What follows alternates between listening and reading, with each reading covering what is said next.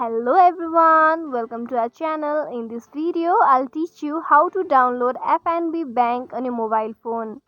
Keep watching the video till the end to learn how, and do not forget to subscribe our channel by hitting the subscribe button and also press the notification bell so that you'll never miss any update from us. So let's begin the video. In order to download FNB Bank, go to the Play Store if you are Android user, and if you are Apple user, go to the App Store. You can see the search bar and type FNB Bank.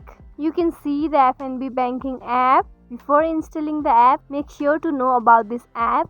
FNB Bank is the first national bank, which is one of the South African Big 5 banks. With the FNB online banking platform, you can make online payments, buy forex, transfer funds between different countries. FNB online banking, also known as FNB web banking or FNB internet banking, is an electronic payment system developed by First National Bank. To know more about this app, you can see the About This App option.